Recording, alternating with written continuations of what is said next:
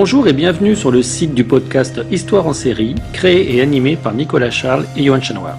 Au programme, une analyse des séries d'hier, d'aujourd'hui et de demain par des spécialistes des questions mobilisées par nos shows préférés. Histoire en série, c'est le podcast qui met en relation histoire, sciences humaines et séries.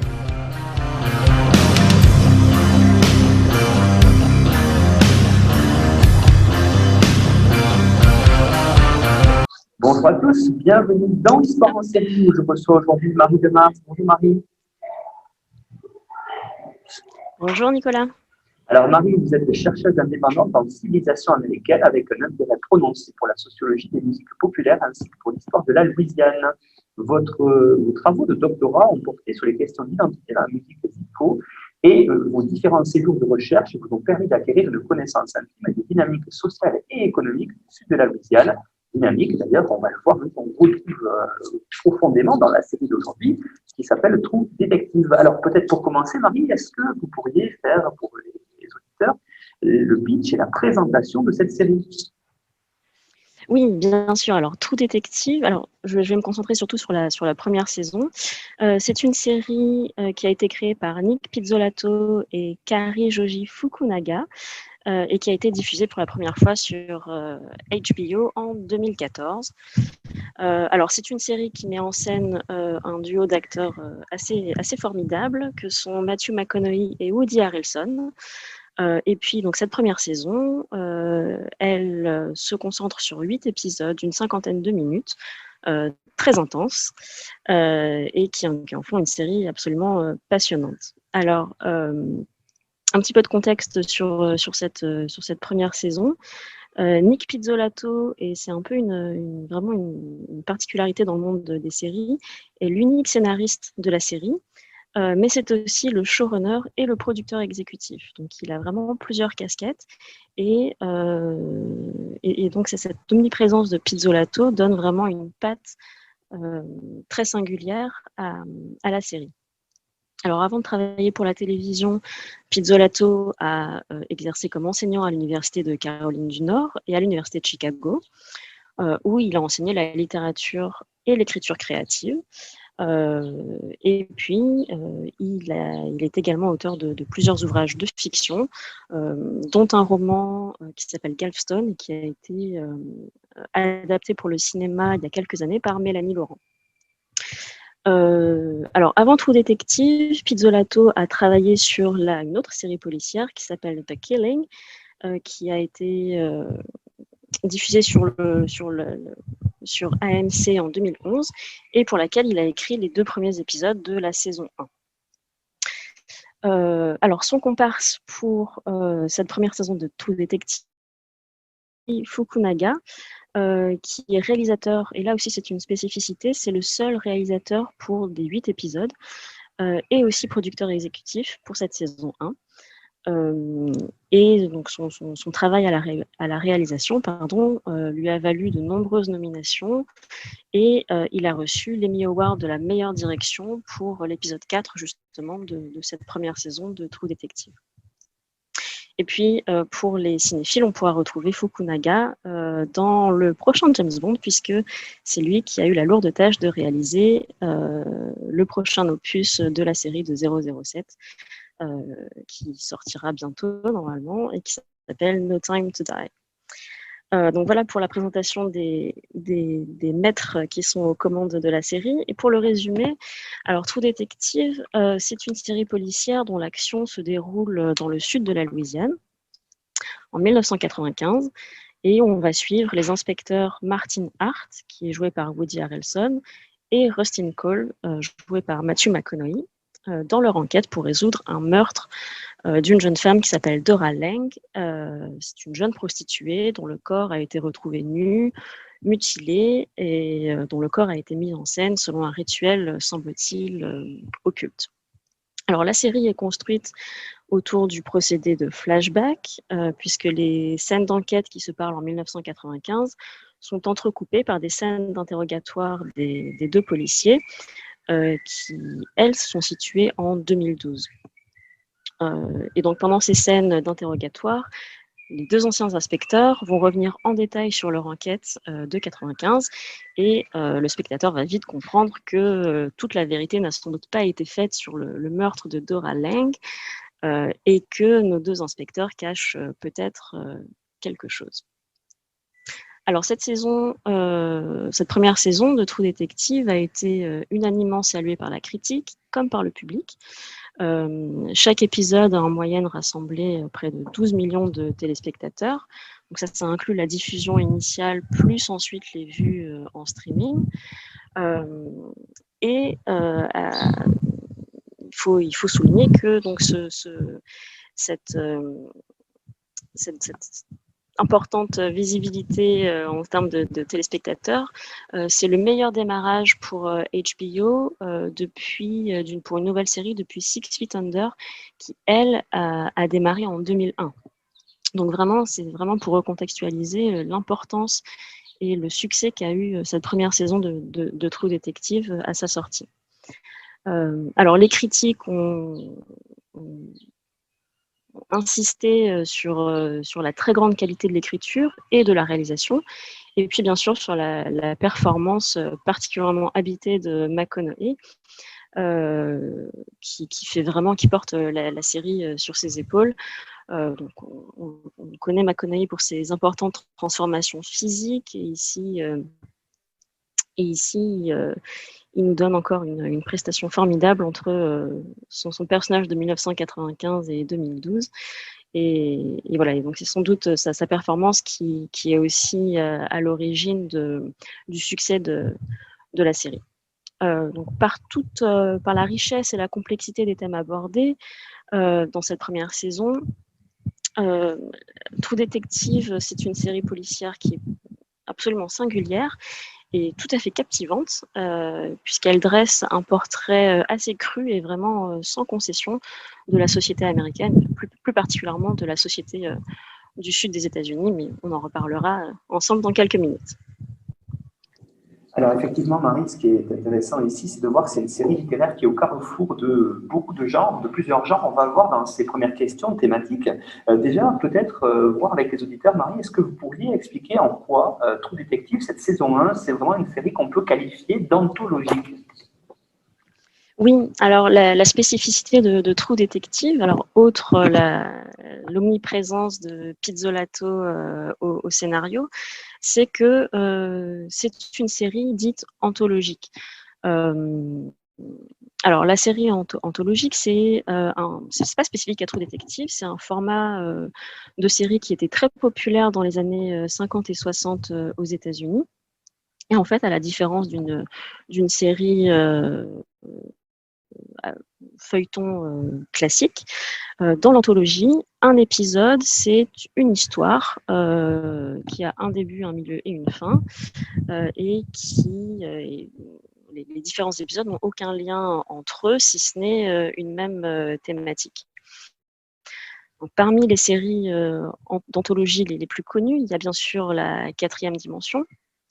Et puis, il y a aussi toute la série des Alfred Hitchcock présentes, qui ont été diffusées dans les années 60.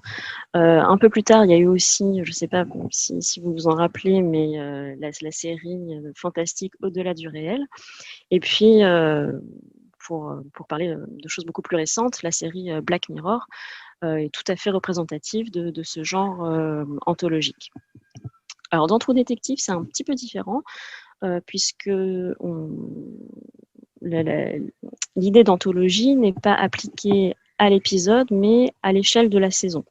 Donc, une saison constitue une histoire complètement indépendante. Et à ce jour, donc, True Detective comporte 3 saisons. Et donc, dans ces 3 saisons, on a un casting complètement différent, des histoires différentes. Le seul lien entre les différentes saisons, c'est le thème qui est toujours une série policière avec des enquêtes et quand même un volet toujours social qui explore un peu le côté un peu sombre et obscur des États-Unis. Alors, le choix du format de l'anthologie, il vient pas par hasard comme ça. Et je pense qu'il vient notamment du passé très littéraire de Pizzolato. Comme je vous l'ai dit dans l'introduction, Pizzolato est d'abord et avant tout un écrivain, avant d'être en différentes interviews qu'il a pu donner autour de cette première saison de True Detective.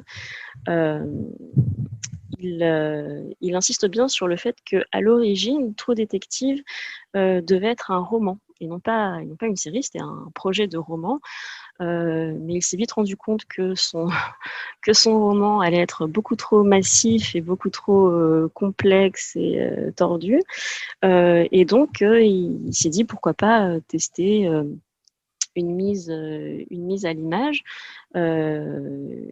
Et puis, voilà. Et donc, effectivement, ça lui permettait de dire des choses de façon plus directe à l'image que par de longues pages de description. Et puis, il insiste aussi dans les interviews qu'il a pu donner sur sa véritable volonté, en fait, de raconter une histoire qui aurait un début, un milieu et une fin. Il est un peu, Pizzolato, c'est un peu l'anti-feu de l'amour, l'anti-feuilletonnage. Voilà, les séries qui s'étirent et on dit toujours cette série elle était géniale, mais il y a eu une saison de trop. Donc c'est absolument ce qu'il voulait éviter.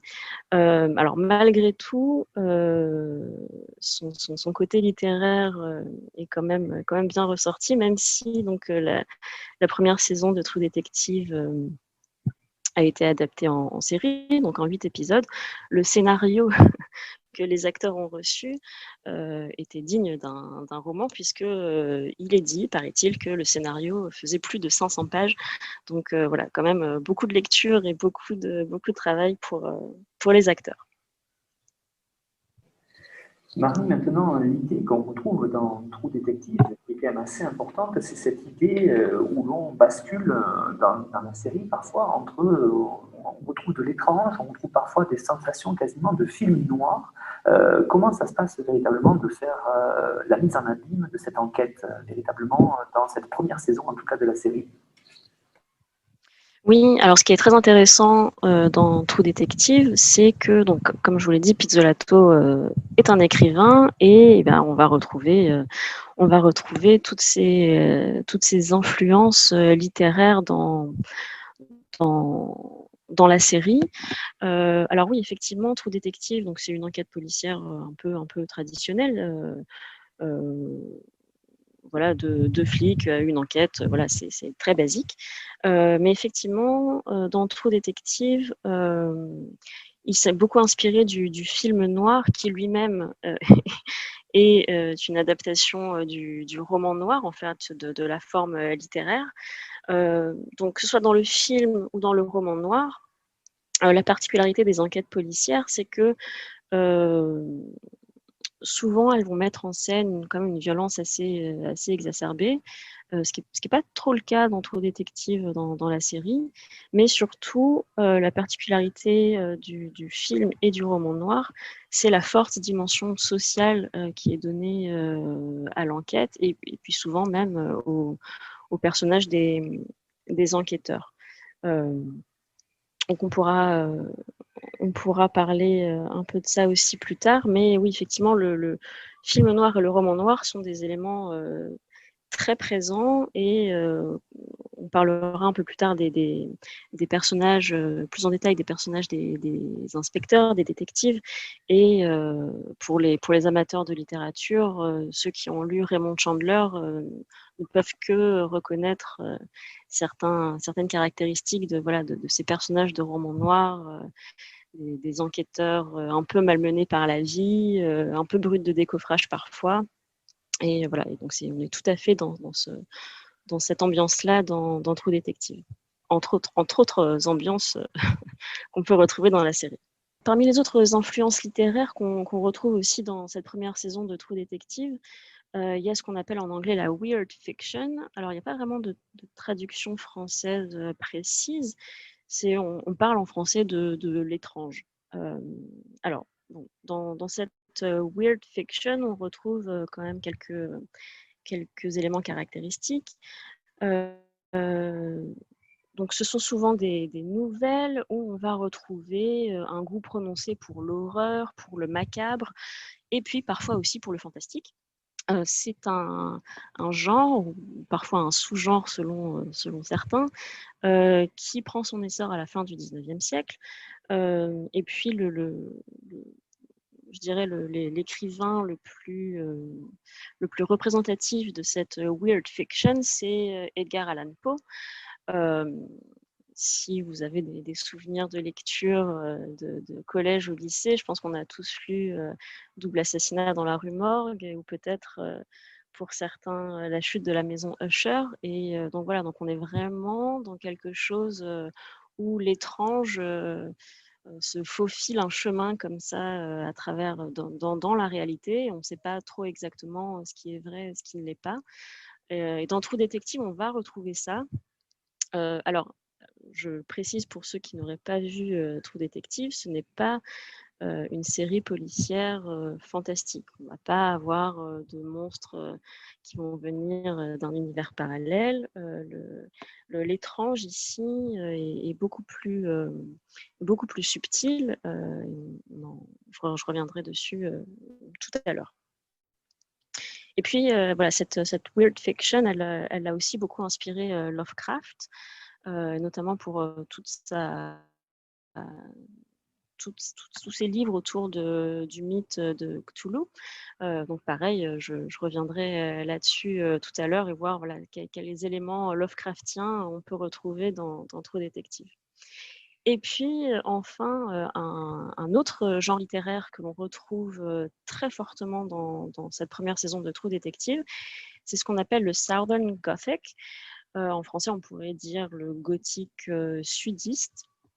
Alors pour ceux qui ne sont pas familiers avec la littérature gothique, bon, c'est un genre qui apparaît en Europe lui aussi au XIXe siècle.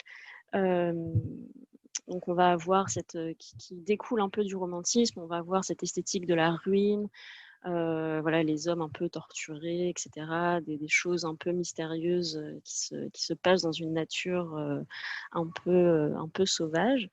Dans le gothique sudiste, alors là, c'est une forme littéraire qui est proprement américaine et dans laquelle on va reprendre ces codes du gothique européen, mais on va les appliquer dans un contexte vraiment sudiste. Alors, petite précision pour ceux qui ne seraient pas américanistes ou qui ne seraient pas familiers avec l'histoire des États-Unis, quand on parle de sud des États-Unis, c'est toujours un peu compliqué. Ça ne correspond pas vraiment à tout le sud géographique du pays. Le sud, ça va vraiment en gros de la côte atlantique des Carolines et puis à l'est jusqu'au Texas.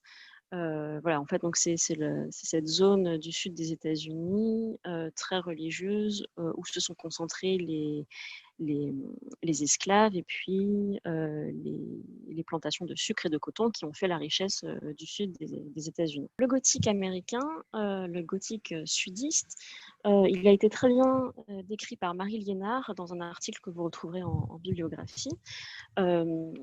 Et donc pour Liénard, elle explique qu'en littérature, donc ce gothique sudiste se structure, et je cite, autour de scénarios mettant en scène la lutte entre le bien et le mal, la lumière et les ténèbres. Donc ça, on verra tout à l'heure que c'est vraiment un thème qui est extrêmement présent dans True Detective. Et qu'elle ajoute plus loin que le gothique se sert de la terreur et de l'horreur comme outil d'exploration, d'obsession et de fantasmes individuels et collectifs. Alors la spécificité du gothique américain sudiste, c'est que l'objet de l'horreur, alors que dans le gothique européen, l'horreur vient toujours de l'extérieur, c'est souvent la nature ou des éléments externes qui sont source d'horreur. dans le gothique américain, l'objet de l'horreur est intérieur. Et je cite toujours Marie Liénard, les fantômes sont ceux du psychisme humain, et la rencontre avec eux prend les allures d'une confrontation avec des démons intérieurs. Et donc là, c'est cette trame de lutte avec ces démons intérieurs est vraiment au cœur de True Detective. Et c'est justement ce qu'on va pouvoir voir avec les personnages des détectives principaux qui sont véritablement en lutte contre le crime, mais surtout en lutte avec leurs propres démons. Alors, nos deux détectives, les détectives Martin Hart et Rustin Cole. Alors, bon, c'est ce qu'on pourrait dire à première vue, c'est un duo d'inspecteurs tout à fait classique, des inspecteurs antagonistes qui ont deux caractères bien différents, mais qui sont forcés à travailler ensemble. Alors, on a tout d'abord le détective Martin Hart, qui est joué par Woody Harrelson. Donc, Martin Hart, c'est l'image, dans les premiers épisodes, on a vraiment l'image de ce policier un peu clean, entre guillemets, qui a une bonne situation. Il a une très belle famille, une femme sublime, deux filles qui ont l'air parfaites. Sa belle famille vient d'une classe aisée. Voilà, à première vue, Art, c'est vraiment le flic un peu parfait, parfois un peu bourru, mais bon, voilà. Et puis très vite, on va voir que cette image de gendre presque idéal est vite ternie. Dès l'épisode 2, on va voir que Art, on va commencer à voir que son image est un peu écornée. Dès l'épisode 2, on voit que Art a une maîtresse, que cette maîtresse est très jeune, et c'est surtout en fait la justification que donne Art à cette situation. Il explique que, et je cite le détective Art, c'est pour le bien de la famille. Pour lui, il voit cette relation adultérine comme un échappatoire à son travail. Et voilà, il est très, très ouvert là-dessus avec son collègue, mais évidemment, cette relation reste secrète. Art va se faire quitter par sa femme ensuite, qui découvrira cette relation adultérine. Et puis, au fur et à mesure des épisodes, on va aussi voir que Art n'est pas si oui, j'ai utilisé l'adjectif clean tout à l'heure, mais il n'est pas si bien sous tout rapport que ça. À l'épisode 3, on voit déjà qu'il est capable d'une extrême violence, puisque on a une scène où il va s'attaquer de façon assez violente au petit ami de sa maîtresse. Et puis, à l'épisode 5, on va le voir perdre complètement son sang-froid et tuer un des suspects principaux de l'enquête. Voilà.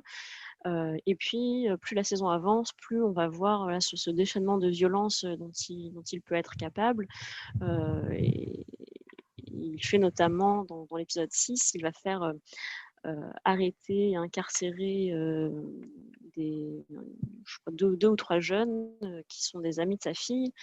Et il va les accuser de détournement de mineurs, alors que bon, visiblement c'était pas le cas, mais c'est pas le propos de l'histoire. Voilà, il va les faire incarcérer, et non seulement il les fait incarcérer, mais il va les voir dans leur cellule, et là la scène est coupée dans la série, mais voilà, on se doute que ces jeunes passent un très mauvais quart d'heure, et il les tabasse allègrement dans leur cellule.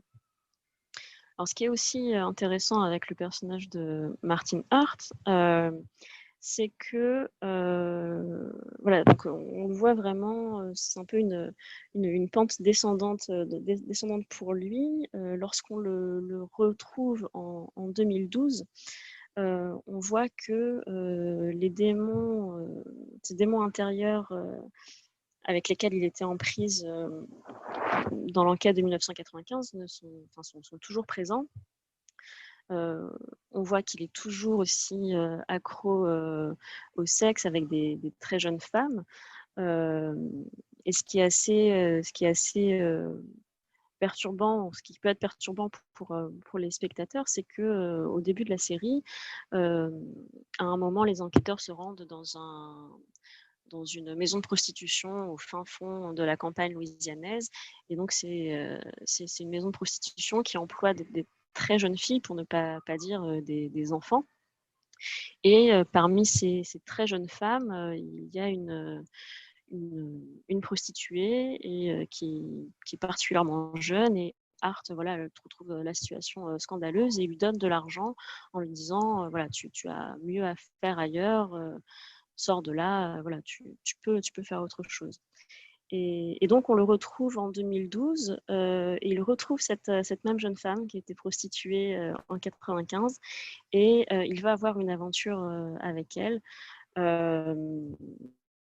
Et donc, voilà, donc, c'est ce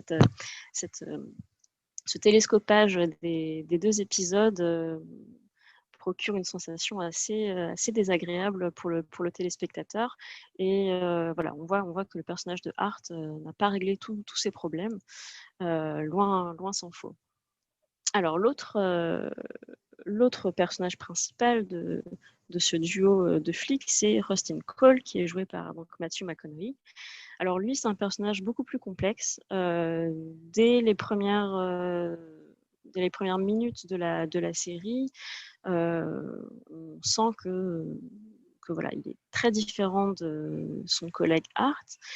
C'est un personnage qui est très taiseux, très énigmatique, qui peut se lancer dans des grandes tirades philosophiques en plein milieu d'une voiture. Voilà, il a parfois des sorties assez inattendues. Et ce qui caractérise le personnage de Cole, c'est son pessimisme, voire pour ne pas dire son nihilisme. On pourra revenir sur ces notions plus tard, mais voilà, Cole, c'est vraiment le personnage pessimiste par excellence, qui, dès les premières minutes ou presque de l'épisode 1, dit à son collègue que pour lui, l'homme est une aberration de la nature et qu'il doit tout simplement arrêter de se reproduire. C'est aussi Cole, le personnage de l'outsider, contrairement à Art, qui est voilà, installé dans sa ville et dans sa communauté. Cole, lui, n'est pas louisianais. C'est un policier qui a été muté du Texas, donc l'État voisin, mais quand même, il n'est pas du cru. Et puis, au fil des épisodes, on va comprendre un peu l'histoire de Cole, qui a une vie quand même particulièrement difficile. On apprend au détour de conversation qu'il a perdu sa petite fille de 3 ans dans un accident tout bête de la route. Elle était sur son vélo, elle s'est fait renverser par un chauffard. Donc cette disparition de sa fille va entraîner son divorce. Et puis ça va aussi le plonger dans l'alcool.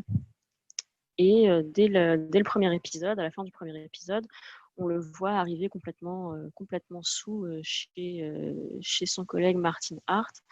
Et voilà, donc ça crée un peu un scandale quand il arrive dans cet état chez lui. Donc non seulement il a des problèmes avec l'alcool, mais c'est aussi un ancien drogué. Et on apprend aussi, pareil, au fil des épisodes, que Cole a travaillé pendant plusieurs années en couverture chez les narcotrafiquants. Et donc, il a dû consommer certaines quantités de drogue, et il explique que cette prise de drogue lui a laissé des dommages assez importants au cerveau, et il explique qu'il souffre de stress post-traumatique, mais aussi de visions C'est comme ça qu'il les appelle. Et puis, donc, suite à ça, il a dû passer 4 mois en hôpital psychiatrique en 93, après une opération sous couverture où il est passé à côté de la mort. Donc voilà, Cole, c'est ce personnage-là, extrêmement torturé, qui ne croit plus à la vie, qui est très désabusé, qui a vu à peu près toutes les horreurs du monde pendant ses différentes couvertures et ses enquêtes. Et ce qui est intéressant avec ce personnage, c'est que contrairement à Martin Hart, qui lui reste à peu près, n'a pas tellement changé entre son personnage de 95 et puis celui qu'on voit en 2012 lors des interrogatoires, Cole, lui, est un personnage qui change énormément. Quand on le découvre en 95, c'est le Matthew McConaughey des comédies romantiques qu'on connaît, voilà, teint hâlé, toujours très bien habillé, musclé, etc. Enfin, le jeune homme est absolument charmant, mais torturé. Et en 2012, c'est un personnage complètement différent qu'on a à l'écran. Et c'est là où on voit les talents de transformiste de McConaughey. Son personnage est vieillissant, le teint gris, les cheveux longs, une énorme moustache sur le visage. Et puis, pendant tout le temps qu'il passe en interrogatoire, on le voit fumer cigarette sur cigarette, boire bière sur bière. Il est très amaigri et il est encore plus désabusé, encore plus pessimiste qu'au début de la saison. Et puis à l'épisode 7, Cole avoue même à son coéquipier que sa vie n'a été qu'un cercle de violence et de dégradation. Donc voilà, donc ça vous place déjà bien les personnages. Et donc c'est ce duo-là, ces deux hommes qui sont véritablement en prise avec leurs propres démons, et qui tentent tant bien que mal de se sortir de tout ça. Et ce qui est intéressant avec True Detective, c'est que finalement l'enquête principale sur le meurtre de Raleigh, évidemment ça c'est le fil rouge de toute la saison, mais ce qui est encore plus intéressant et ce qui finalement est la véritable histoire de cette série, c'est voilà, la dynamique entre ce duo Cole et Hart et la façon dont ils vont essayer de se dépatouiller de tous leurs problèmes personnels plus que leurs problèmes d'enquêteurs. Alors, pour rester dans la thématique du gothique américain, Marie Liénard explique toujours que, et je cite, l'objet de l'horreur dans le gothique américain est intérieur. Donc c'est bien ce que je disais. Et là, dans True Detective, on a un personnage qui est véritablement représentatif de cette horreur intérieure, si je puis dire. C'est le personnage d'Errol Childress. Et alors là, je m'excuse par avance pour les auditeurs qui n'auraient pas vu la série, et je préviens tout de suite, je vais divulgacher lourdement cette première saison. Alors, Errol Childress, c'est un personnage qui est d'abord totalement secondaire, qu'on voit apparaître ici et là dans les premiers épisodes, mais c'est même pas un personnage secondaire, c'est presque un personnage, un figurant. Voilà, il apparaît très peu. Et puis, son importance croît au fil de la saison jusqu'à devenir finalement le centre de toutes les attentions. Alors, on va apprendre à la fin de la saison que ce Childress est le véritable tueur de Raleigh, qu'il n'a pas été, que ce n'est pas lui qui a été arrêté en 95, et que donc il sévit toujours près de 20 ans après, en 2012. Alors, Childress, c'est un simple jardinier qu'on rencontre au début de la saison. C'est un personnage qui est interrogé par les policiers en 95 et en 2012, mais vraiment c'est pas du tout un suspect. Il est juste, il se trouve dans le coin, on l'interroge sur voilà comment était la région à l'époque, est-ce qu'il connaît telle et telle personne, voilà, c'est juste de simples questions. Et puis, donc ce Childress devient très rapidement assez monstrueux. Donc je vous ai dit que dans le gothique américain, l'accent a été mis sur l'autre. Et cet autre, il est souvent décrit comme dans bien d'autres genres littéraires, mais voilà, l'autre, c'est ce qui est différent, effrayant, dangereux. Et ce qui est particulièrement intéressant dans True Detective, c'est que l'autre est en fait le même. Alors, je m'explique. Childress, il le dit à la fin, je crois à l'épisode 7 ou 8, il explique que sa famille est dans la région depuis très longtemps. On apprend que ce jardinier est lié à des personnages très importants en Louisiane, à un pasteur qui est extrêmement reconnu et surtout à un des sénateurs de l'État. Simplement, Childress fait partie d'une branche cadette, si je puis dire, de cette famille extrêmement prestigieuse qui est la famille Tuttle. Et donc, lui, il est un peu dans cette branche bâtarde de la famille. Alors, c'est ce que toujours Marie Liénard, vous verrez son article qui est passionnant en bibliographie, c'est ce qu'elle appelle un autre intériorisé.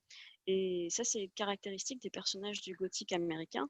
Et là, je la cite à nouveau, c'est que cet autre recouvre la nature sauvage, ce qu'on appelle en anglais la wilderness, donc cette nature sauvage impossible à domestiquer. L'autre, c'est le protagoniste de l'histoire qui a été éradiqué, lorsqu'il s'agit de l'Indien, exploité, le noir, ou oublié, le petit blanc pauvre et illettré. Et Childress rentre dans cette dernière catégorie. On va le voir à la fin de la saison. C'est vraiment un personnage qui vit dans une extrême pauvreté, voire dans un délabrement le plus total. Et ce qui est intéressant avec ce personnage, alors beaucoup de choses intéressantes autour de ce personnage, notamment si on s'intéresse à l'onomastique. Childress, en fait, c'est dérivé de l'ancien anglais et ça signifie, ça renvoie à un enfant qui a été abandonné ou à un enfant orphelin, voilà, dont on ne sait pas trop d'où il vient, et on comprendra en fait à la fin de la saison que voilà, ce nom de Childress va comme un gant à ce personnage, puisque il a été complètement, en fait, il a vécu une existence un peu cachée, recluse, parce que voilà, c'était une branche bâtarde de la famille, et cette exclusion, entre autres choses, va participer de la création de ce personnage un peu monstrueux. Alors cette monstruosité de Childress a été particulièrement bien décrite par Melissa Milazzo. Vous verrez aussi la référence en bibliographie. Et pour elle, elle fait de Childress elle voit son personnage comme une relecture en fait du mythe du Minotaure. Alors, je pense que tout le monde connaît le mythe du Minotaure, cet être hybride qui a été caché dans un labyrinthe pour justement cacher sa difformité et sa monstruosité. Et c'est un peu le même cas avec Childress. À la fin de la saison, on le voit dans son lieu de vie, qui est une maison complètement délabrée, gardée complètement à l'écart, et puis surtout, on le voit amener les deux détectives dans lieu de tuerie, si je puis dire, qui se présente vraiment comme un labyrinthe. C'est un fort désaffecté, complètement en ruine. Et pour arriver à ce fort, il faut parcourir une forêt tropicale extrêmement dense. Donc dans cet épisode, le détective Cole, on le voit vraiment batailler contre les plantes environnantes, se frayer un chemin jusqu'à l'intérieur de ce fort abandonné. Et une fois dans le fort, voilà, c'est une succession de pièces vides et labyrinthiques qui va le mener jusqu'au centre du labyrinthe où il va finalement affronter le Minotaure, le monstre final. Et puis ce fort abandonné, c'est, comme je vous l'ai dit, le lieu où Childress va commettre ses crimes. C'est vraiment le labyrinthe comme un lieu de sacrifice pour des victimes innocentes. Et on va comprendre à la fin de la série que Childress c'est véritablement ce qu'on peut appeler un tueur en série. Il a tué, on ne peut pas se prononcer sur le nombre, mais disons un certain nombre de personnes dans ce labyrinthe. On voit éparpiller des tas d'ossements, des vêtements ayant appartenu à ses victimes, etc. Donc c'est vraiment une ambiance extrêmement macabre. Et puis, pour Melissa Milazzo, elle fait le parallèle entre la monstruosité de Childress, qui est liée à une forme d'hubris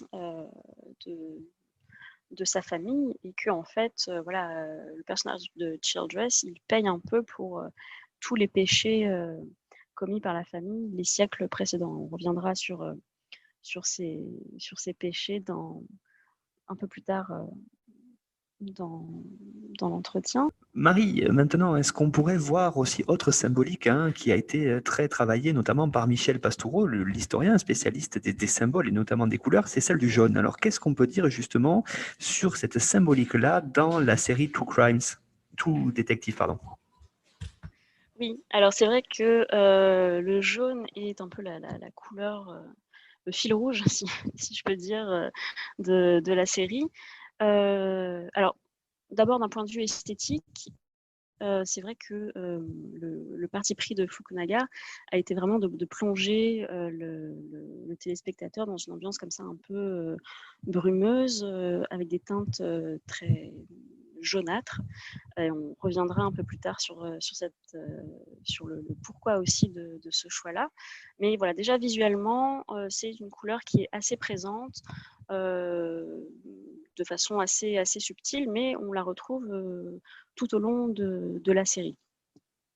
Ensuite, la couleur jaune apparaît est citée plus d'une fois, et notamment autour d'un personnage un peu mystérieux qu'on appelle le roi jaune, le Yellow King, et qui est lié alors à la mythologie Lovecraftienne. C'est un personnage qu'on retrouve dans le mythe de Cthulhu notamment. Mais voilà, ce roi jaune très mystérieux est en fait la couverture, si je puis dire, ou le pseudonyme du tueur mystérieux de True Detective, et donc dont on apprendra l'identité à la fin, qui est donc Errol Childress. Et oui, et cette couleur jaune, Pastoureau l'a très bien décrit dans son dernier ouvrage qui traite de la symbolique des couleurs. Alors c'est pas anodin d'avoir choisi cette couleur jaune. Pastoureau explique très bien que historiquement, le jaune, alors ce qui a d'abord été une couleur avec des connotations très positives jusqu'au Moyen-Âge à peu près, et à partir du Moyen-Âge jusqu'à nos jours, qui devient une couleur beaucoup moins aimée et avec des tonalités très, très péjoratives. Le jaune, pour Pastoureau, c'est la couleur du mensonge, de l'hypocrisie, de la trahison. Mais c'est aussi la couleur, et je cite Pastoureau, de tout ce qui décline, vieillit et moisit. Alors ici, ça fait écho à cette esthétique de la ruine qu'on peut retrouver dans le gothique américain, mais c'est aussi quelque chose qu'on retrouve particulièrement dans les paysages louisianais, et notamment qui est lié à la forte pollution de la zone du delta du Mississippi. On en reparlera aussi tout à l'heure. Mais voilà, donc cette symbolique jaune, le fait qu'elle soit appliquée au personnage du tueur est pas du tout fortuite. Et puis préciser aussi que le Yellow King, c'est un personnage, c'est un vrai personnage, encore une fois littéraire, qui vient d'un auteur qui n'est pas très connu, qui s'appelle Robert Chambers, et qui a beaucoup inspiré Lovecraft justement, et qui a publié une série de recueils de nouvelles un peu justement qui rentrent dans la weird fiction et dans l'horreur. Et voilà, ce roi jaune, c'est un personnage mystérieux, et c'est à la fois aussi une pièce dans son recueil de nouvelles, une pièce très, très particulière, puisqu'il explique que cette pièce du Yellow King, du roi jaune, personne n'a pu lire cette pièce en entier, puisque dès le deuxième acte, la légende raconte que tous ceux qui lisent le deuxième acte deviennent fous, et voilà, ne peuvent plus jamais revenir à leur état normal. Et ce qui est très intéressant, c'est que dans True Detective, la victime initiale, Dora Lange, on retrouve à un moment son journal intime, et elle cite mot à mot des extraits de cette pièce fictive du roi jaune, et elle mentionne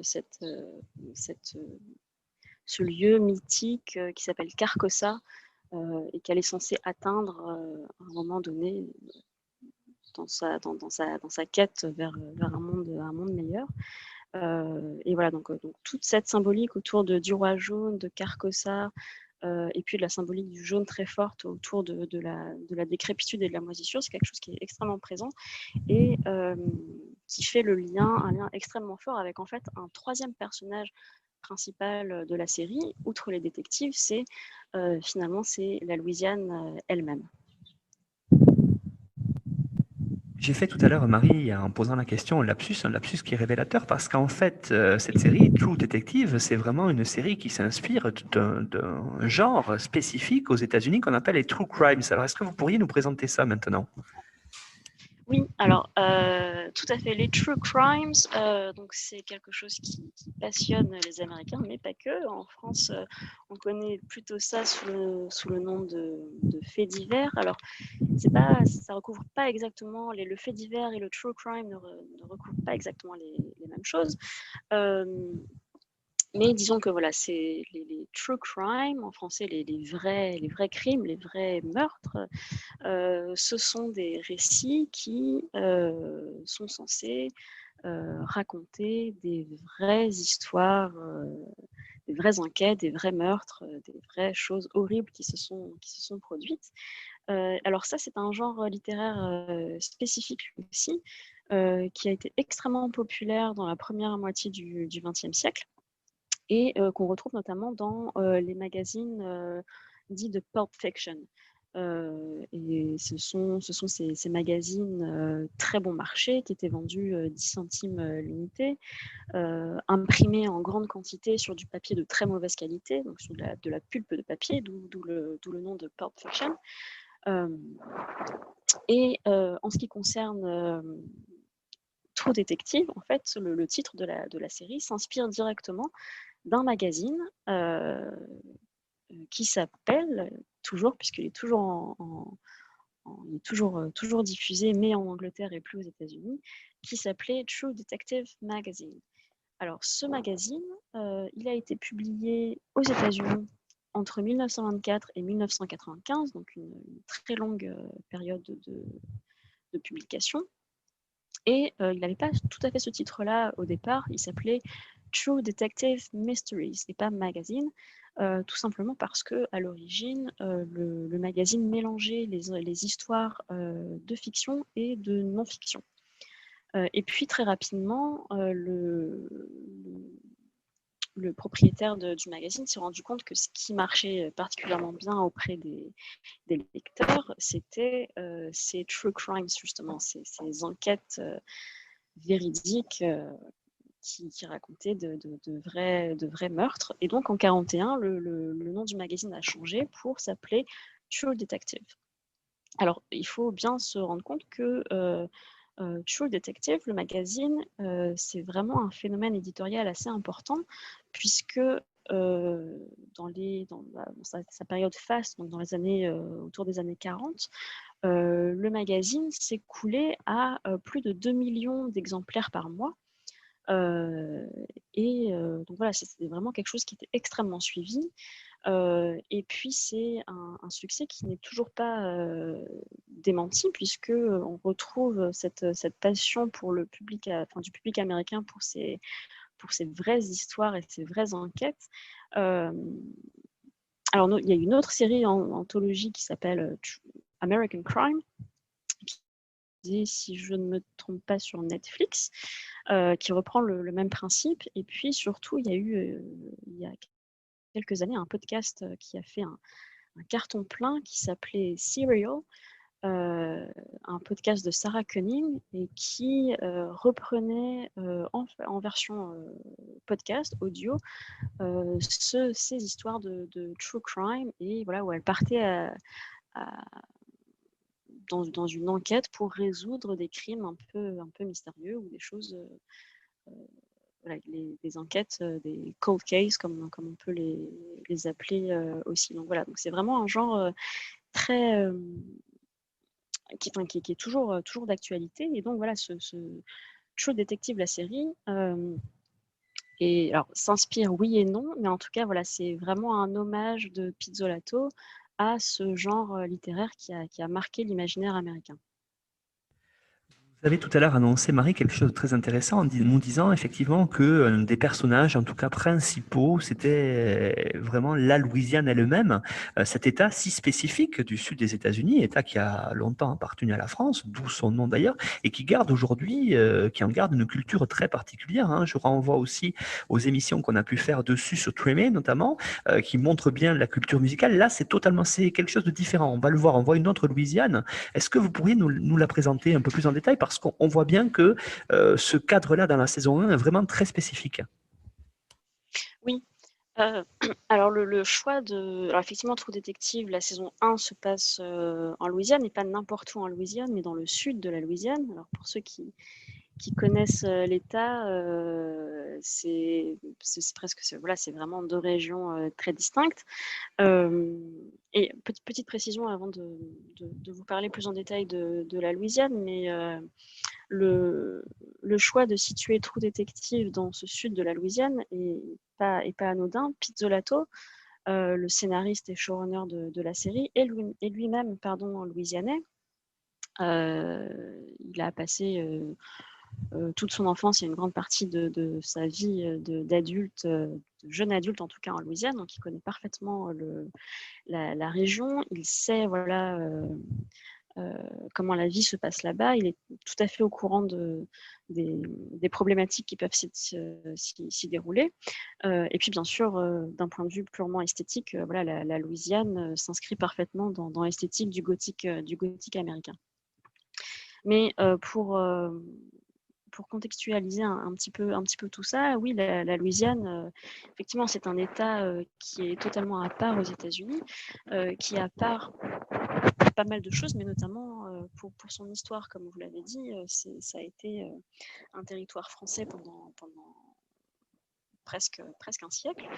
Je ne vais pas revenir sur l'histoire en détail, mais disons que l'État de Louisiane qu'on connaît aujourd'hui, qui est assez petit finalement, ce qu'on appelle la Louisiane au XVIIe et jusqu'au début du XIXe siècle, c'est en fait un énorme territoire qui comprend à peu près, pour être vraiment très... pour faire des raccourcis assez grossiers, disons le tiers central des États-Unis actuels. Donc c'est un territoire immense qui va du golfe du Mexique jusqu'au Canada. Et qui est bien sûr impossible à, impossible à gouverner. Mais voilà, de cette spécificité française, la Louisiane actuelle a gardé beaucoup de sa francité.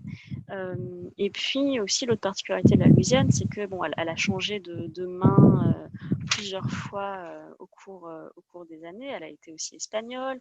Une partie de la Louisiane a été anglaise avant de redevenir française, puis de finalement devenir américaine. Bon, tout ça, c'est très compliqué. Mais surtout, ce qui fait la singularité de la Louisiane, voilà, c'est que c'est un État du Sud. Donc, je vous l'ai dit au début de l'émission, voilà, le Sud américain, c'est un espace géographique très spécifique. C'est un État du Sud, mais contrairement au reste des États du Sud, c'est un État majoritairement catholique. Et c'est un État qui, plus de 200 ans après la présence française, reste extrêmement marqué par la présence francophone. Et non seulement par la présence francophone, mais également par un métissage alors, racial, mais aussi culturel extrêmement important, qui fait qu'aujourd'hui encore, dans le sud de la Louisiane, vous pouvez parler français avec, alors plus avec les jeunes, mais avec des personnes d'un certain âge. Mais voilà, la francité est quelque chose de très présent. Et voilà, cette spécificité-là fait que la Louisiane est un État absolument à part aux États-Unis. Et pour les Américains eux-mêmes, en fait, ils voient la Louisiane comme, encore aujourd'hui, comme quelque chose d'un peu exotique finalement. Et les chercheurs ont tendance aujourd'hui à considérer, à voir la Louisiane comme faisant non pas partie de l'espace américain, mais plus de l'espace caraïbe. Et on considère la Louisiane comme vraiment le point le plus au nord de l'espace caraïbe. Et c'est vrai que pour ceux qui connaissent la Louisiane, c'est vraiment quelque chose d'assez saisissant. Et si on replace tout ça dans le contexte de True Detective et du gothique américain, où je vous ai parlé de l'autre intériorisé, etc. Et en fait, la Louisiane, c'est exactement ça. C'est cet autre à l'intérieur. Une phrase qu'on utilise souvent en anglais, c'est « the other within ». C'est vraiment ça. L'autre, c'est pas seulement l'autre, un autre lointain, c'est un autre vraiment qui fait partie de notre vie quotidienne. Et ça a été, on voit très bien dans True Detective,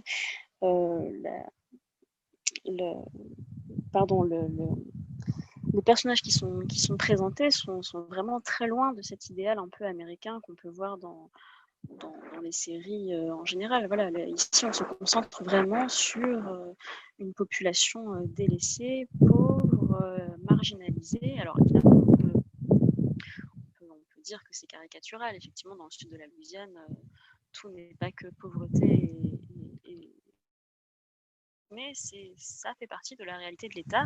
C'est aujourd'hui encore l'avant-dernier État le plus pauvre du pays.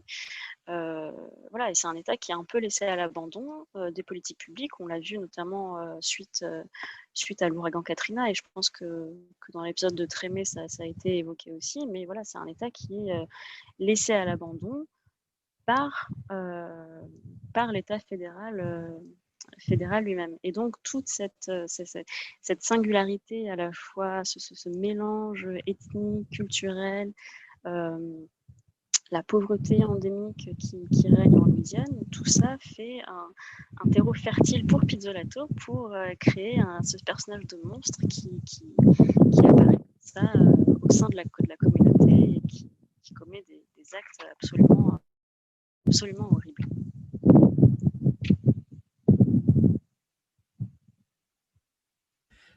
Autre aspect important quand on voit la Louisiane, Marie, c'est de parler d'une économie qui a été basée depuis des siècles sur l'exploitation. Alors sur l'exploitation, pendant longtemps, vous l'avez évoqué, hein, et une partie de la population est liée à ça, c'est l'exploitation des corps, c'est l'esclavage. Et puis il y a plus récemment, au XXe siècle, cette fameuse pétrochimie, hein, qui est basée sur notamment les pompages offshore dans le golfe du Mexique. On voit tout ça très bien dans True Detective. Oui, Et c'est effectivement la singularité de cette première saison de True Detective, c'est que le paysage et puis oui, c'est ça, le paysage est un personnage à part entière. Comme vous l'avez dit, effectivement, façonner complètement les paysages sud-louisianais. D'abord les champs de coton, les champs de canne à sucre, etc., qui ont drainé beaucoup de populations esclaves au sein de l'État. Mais surtout, à l'heure actuelle, c'est, comme vous l'avez dit, c'est plus le coton qui est roi, mais c'est le pétrole. Le pétrole a été découvert au début du XXe siècle dans cette région du Golfe, et depuis, l'exploitation est récente. C'est alors le long de ce delta du Mississippi, entre la zone qui se situe entre la Nouvelle-Orléans et Baton Rouge, c'est ce qu'on appelle l'allée du cancer, Cancer Alley en anglais. Et c'est pas, c'est un surnom qui est assez horrible, mais qui est tout à fait juste, malheureusement. Il faut savoir, donc, entre la Nouvelle-Orléans et Baton Rouge, il y a quoi, peut-être 200 km à tout casser. Et sur ces 200 km, il y a plus de 150 usines pétrochimiques qui jalonnent le paysage. Il faut savoir que la Louisiane produit aujourd'hui le quart des produits chimiques qui sont produits aux États-Unis, et c'est l'État qui est aujourd'hui le plus exposé à la pollution chimique. Et ce qui est très intéressant, c'est que les habitants de cette Cancer Alley sont majoritairement noirs, pauvres, et il existe dans ce corridor du cancer une incidence des taux de cancer extrêmement, extrêmement élevée par rapport au reste du pays. Et en fait, ce qui est intéressant, c'est que finalement, ce corridor pétrochimique, on peut le voir, et en fait, c'est pas on peut, c'est que c'est clairement vécu comme ça par la population aussi, comme un héritage du passé esclavagiste de l'État. Ce qui est assez frappant, c'est qu'il y a des cartes qui ont été faites qui superposent les anciennes plantations esclavagistes le long du Mississippi, donc entre la Nouvelle-Orléans et Baton Rouge, et donc qui superposent ces anciennes plantations au lieu d'implantation des usines pétrochimiques actuelles. Et dans de nombreux cas, on peut voir une superposition quasi parfaite de ces lieux d'implantation. Donc, une fois encore, on voit bien que ce sont les mêmes populations qui sont soumises à la même exploitation, et qui payent plus de 150 ans après la fin de l'esclavage, voilà, ce même prix et ce même coût terrible. Et il y a notamment, vous parliez des puits offshore, et je pense qu'on a tous en tête ces images assez terrifiantes de la fuite qu'il y a eu sur une canalisation du groupe BP dans le delta du Mississippi en 2010, et qui a pollué des milliers de kilomètres carrés de mer, mais aussi de terre, puisque la marée noire s'est répandue sur la terre. Et encore une fois, ce sont ces mêmes populations noires, pauvres, abandonnées, qui ont subi en premier le coût de cette exploitation pétrochimique. Et ce qui est intéressant dans True Detective, c'est que voilà, cette exploitation pétrochimique constitue en fait le fil conducteur à la fois esthétique et puis aussi narratif, si on peut dire, de la première saison de True Detective. Marie, dans les États du Sud, on voit qu'il y a une notion importante aussi parfois qui revient peut-être plus qu'ailleurs, hein, que dans d'autres, c'est la notion de corruption qui est liée, ou pas d'ailleurs, à ce type d'économie industrielle. On le voit ça dans True Detective? Oui, alors ce qu'on voit, c'est cette notion de corruption. En fait, elle est à prendre, enfin, si on dans les deux sens du terme. Alors bien sûr, il y a la corruption économique, et ça, True Detective, mais qui n'est pas forcément liée à industrie pétrochimique, quoique.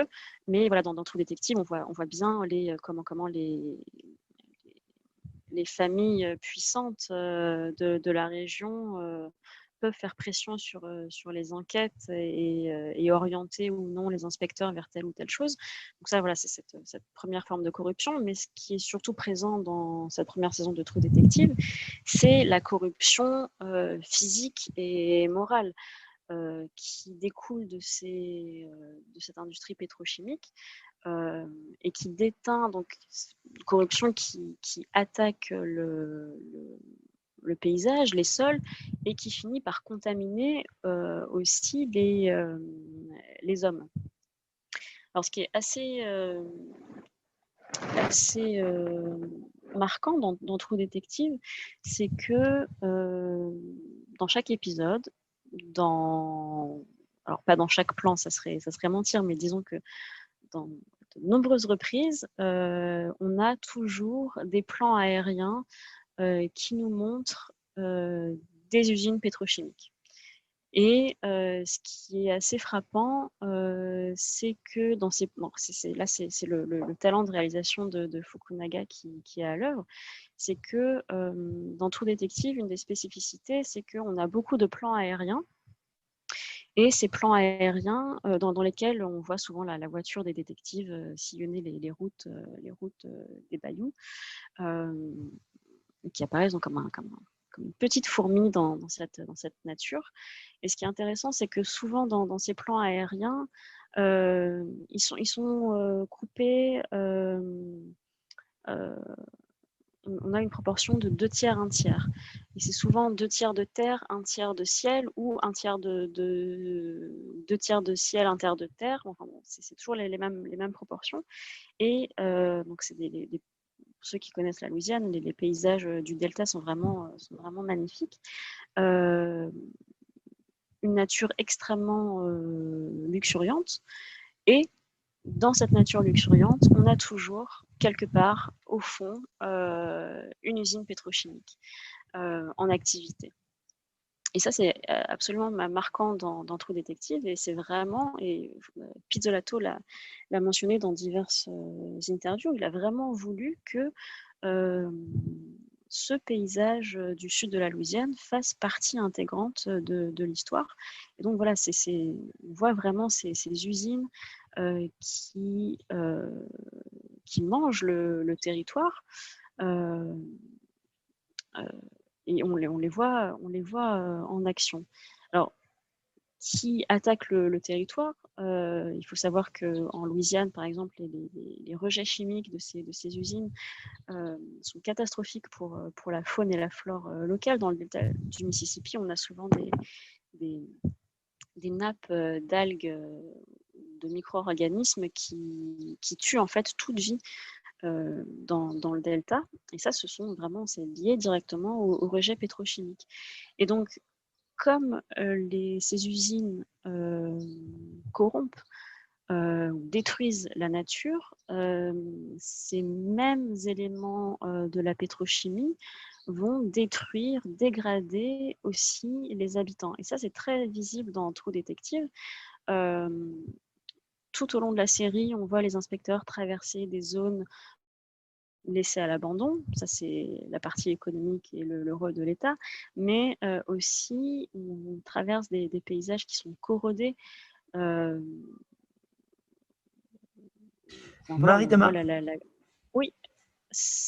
Non, pardon, je vous ai coupé. Allez-y, continuez. Oui. Qu'est-ce que je disais oui, des paysages délabrés, et surtout les enquêteurs, durant leur enquête, discutent avec des habitants de la région, et ces habitants sont tous présentés comme, alors c'est pas forcément dit directement, parfois c'est le cas, mais parfois c'est suggéré. La plupart des gens qu'ils rencontrent sont malades. Ils ont tous des problèmes, alors soit des cancers, des leucémies. On voit les traces physiques sur eux de cette industrie pétrochimique, et notamment la mère de la première victime, Dora Lang.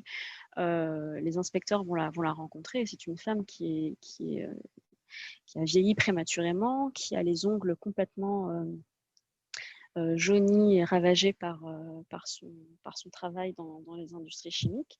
Donc voilà, donc ça c'est quelque chose qui est extrêmement présent et c'est aussi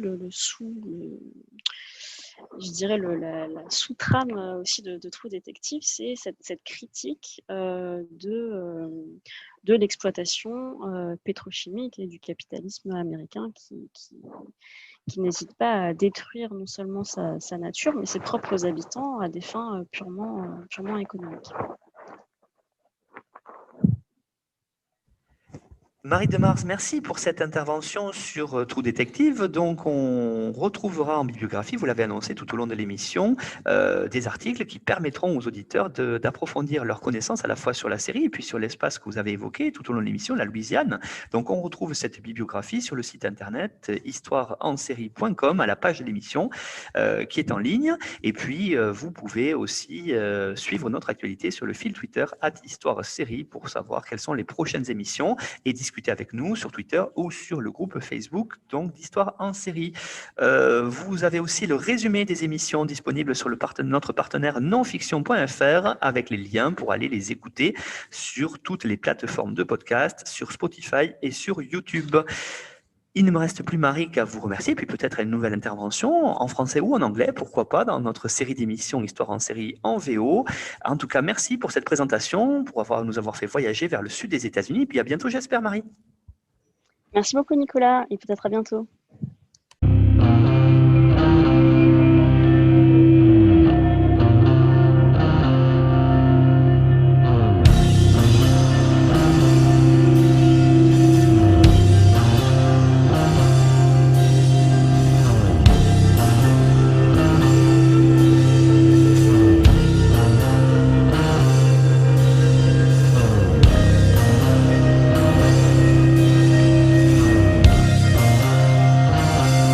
Retrouvez-nous sur Twitter @Histoire en série pour connaître le programme à venir ainsi que des conseils bibliographiques.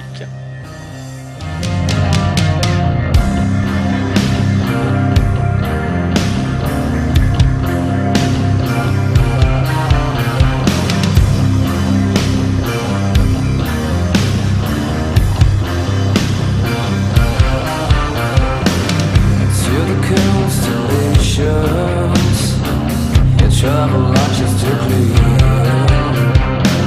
Such a beautiful planet populated by a stranger.